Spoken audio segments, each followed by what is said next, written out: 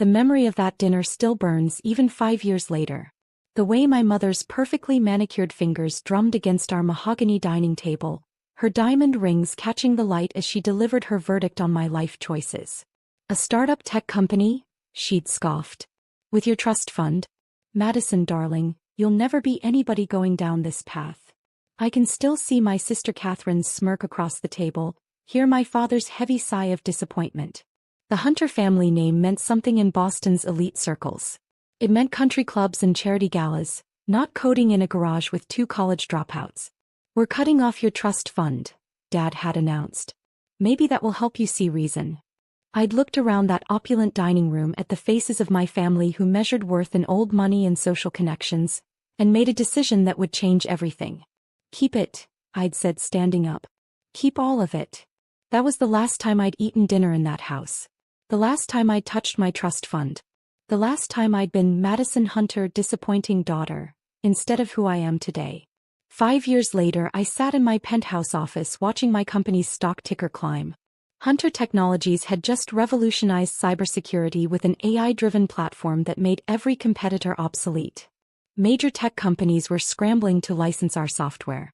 The IPO had made headlines. Ms. Hunter. My assistant Julia's voice came through the intercom. There's a situation you should be aware of. Go on. Your family is stranded at Logan International. Some sort of private aviation fuel shortage. All charter flights are grounded and commercial flights are booked solid due to the tech conference. I leaned back in my chair, a smile playing at my lips. The tech conference, my tech conference where I was scheduled to deliver the keynote speech tomorrow in Silicon Valley. They're trying to reach you, Julia continued. Your sisters called 6 times.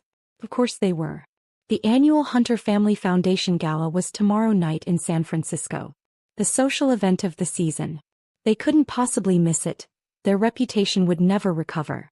My phone buzzed with a text from Catherine. Maddie, please. We know you have a private jet. We need to get to SF. Family emergency. The emergency being their social standing, no doubt. I pulled up the tracking app for my Gulfstream G650. The jet I'd bought not for luxury but because time was money in tech and I needed to be anywhere in the world at a moment's notice.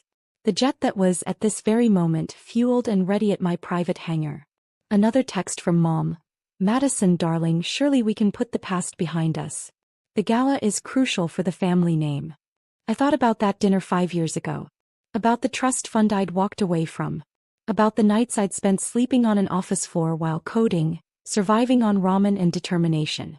About the investors who'd believed in me when my own family wouldn't. Julia, I called through the intercom. Send a car to my hangar. I'll be flying to San Francisco early. And your family? I typed out a response to my mother's text. No bodies don't own planes.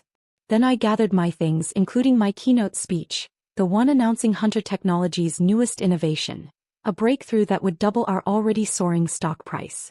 Should I tell them you're refusing to help? Julia asked. No, I smiled, heading for the elevator. Let them figure it out when they see my jet take off without them. Sometimes the best revenge isn't saying no. It's showing them exactly what they said no to. In the car to the hangar, I watched Boston's skyline slide past. Somewhere in that city, my family was probably still at the airport, watching their carefully curated social status crumble.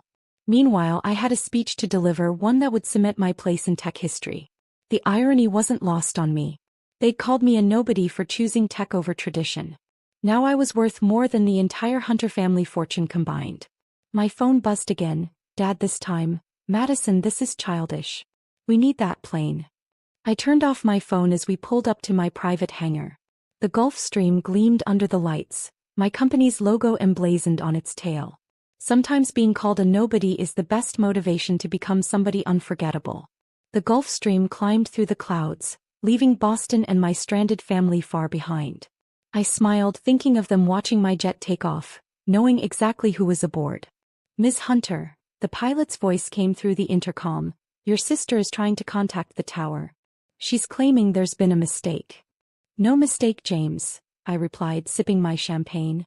Just karma. My phone had exploded with notifications. Text messages, voicemails, even emails from extended family members I hadn't heard from in years. The Hunter family network was in full panic mode. I opened a particularly entertaining text from Catherine. Do you have any idea what you're doing? The governor will be at the gala. The senator's wife is counting on mom's donation announcement. Another from my cousin Elizabeth. Your mother is in tears. How could you be so cruel? I pulled up the video feed from 5 years ago, the one my startup co-founder had recorded secretly during our first major breakthrough. There I was, sleeping on a worn office couch, surrounded by empty coffee cups and code printouts. That same night my family had been at the country club, telling everyone how I'd lost my way. My laptop pinged with a news alert. Hunter Technologies CEO to make groundbreaking announcement at Tech Summit. Below it, a society page headline. Hunter family expected to make record donation at annual gala. Will they show? The contrast made me laugh. Miss Hunter, Julia's voice came through my secure line. Your father's lawyer is threatening legal action over the jet. He claims it was purchased with family money. Send him the documentation, I replied. Every penny came from my first software patent. The one they said would never work. I opened my keynote presentation, refining the details.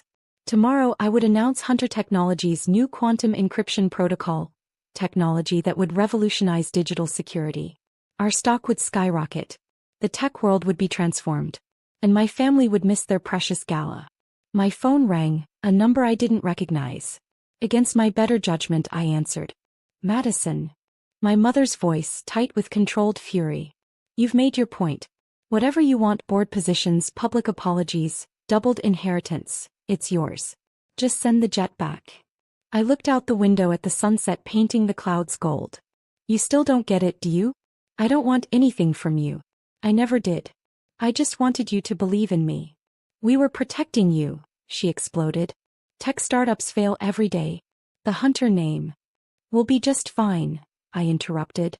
In fact, after tomorrow it'll be better than ever. Just not the way you planned. I hung up as another news alert flashed. Hunter Technologies stock hits record high on speculation of new security protocol. Below it was a society column. Hunter family absence at gala raises questions. Sources say private aviation issues to blame. Sometimes success is the sweetest revenge. But making them watch that success from a crowded airport terminal? That's just the cherry on top. I settled back in my leather seat, watching the clouds pass beneath my private jet, the very symbol of success they'd said I'd never achieve. In less than 12 hours I would change the tech world forever. And somewhere in Boston my family was learning the hard way that sometimes the biggest somebody is the person you called a nobody. The jet turned west, carrying me toward my destiny while leaving their social catastrophe in my wake. Sometimes karma flies at 45,000 feet. The next morning I stood backstage at the Tech Summit watching the live feed from the Hunter family gala venue. Empty tables, confused caterers, and a lot of influential people wondering where their hosts were. My phone showed missed calls from every member of my family, but I was focused on something else. The Wall Street Journal headline that had just gone live. Hunter Technologies unveils revolutionary quantum encryption. Stock soars 300%. 5 minutes, Ms. Hunter, a stagehand called out. I straightened my designer suit, not the kind my mother would have chosen, but one that screamed successful tech suit. The conference hall was packed with industry leaders, investors, and media. Every major network was carrying this live. My phone buzzed one last time, a text from Catherine. They're calling it the Hunter family humiliation. Mom's social standing is ruined. Are you happy now? I stepped onto the stage to thunderous applause, thinking about happiness, about success, about redemption. Good morning, I began, my voice strong. 5 years ago someone told me I'd never be anybody. Today, I'm here to show you the future of digital security. The presentation was flawless. The technology revolutionary. When I finished, the standing ovation lasted 10 minutes. Backstage, Julia handed me a phone. Your father's watching CNBC. They're calling you the next Steve Jobs. He'd like to talk. I took the phone. Hello, Dad. Madison. His voice was different now, smaller, uncertain. We were wrong. Yes, I said simply. You were. The gala, our reputation. Will survive, I cut him off. The Hunter name is stronger than ever, just not the way you planned. I hung up and looked at Julia. Send my jet to Boston. Really? She asked, surprised. Yes, I smiled. But take your time. Maybe do a maintenance check first. Sometimes being somebody means being the bigger person. Eventually. The next day's headlines told the whole story. Tech genius Madison Hunter revolutionizes cybersecurity. Hunter Technologies CEO becomes youngest self-made billionaire. Hunter family missing from own gala as daughter makes tech history. I kept a framed copy of my mother's text from that airport. Madison darling, we need your jet. Below it my reply, nobodies don't own planes. Sometimes the best success story is the one nobody saw coming. Especially the ones who called you nobody in the first place. In my office overlooking Silicon Valley I raised a glass to the view. To the nobody who became somebody. To the daughter who proved them all wrong. And to the private jet that taught my family the most expensive lesson of all. Never underestimate the person you call nobody. Because sometimes that nobody might just become the somebody you desperately need. A week later I sat in my Silicon Valley office watching the financial news. Hunter Technologies stock had stabilized at 4 times its previous value. My net worth had crossed $12 billion, making me one of the youngest self-made billionaires in history. A soft knock on my door interrupted my thoughts. Julia entered, looking uncertain. Your mother and sister are in the lobby, she said. They flew commercial. I allowed myself a small smile. Send them up. Minutes later they walked in, my mother's perfect composure slightly ruffled from flying economy, Catherine's designer outfit wrinkled from airport seating. Both looked uncomfortable in a way I'd never seen before. Madison, Mom began then stopped. For the first time in my life she seemed at a loss for words. The gala was rescheduled, Catherine blurted out. Everyone's talking about how the Hunter family produced a tech genius. Society pages are calling us visionaries for encouraging your unconventional path. I leaned back in my chair. How convenient. Darling, Mom tried again. We were wrong. So terribly wrong. When I saw you on that stage announcing your breakthrough, you weren't just somebody. You were extraordinary. Now you see it, I said quietly. 5 years too late.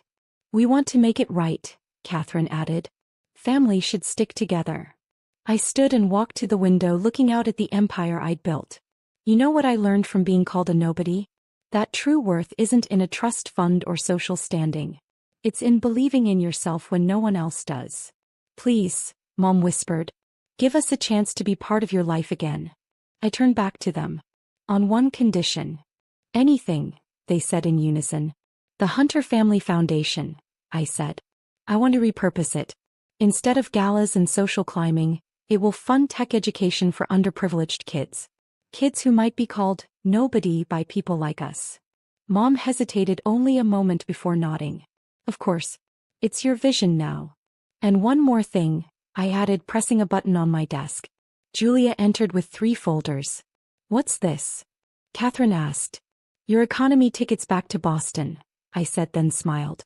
Just kidding. It's the paperwork to establish the Hunter Innovation Scholarship. Because sometimes the next somebody is just waiting for a chance to prove the world wrong. They both teared up, and for the first time in 5 years I let them hug me. Later that evening, as my jet carried them back to Boston, yes, I relented, I added a new frame to my wall. Next to my mother's desperate text and my "nobodies don't own planes" response, I placed a new message.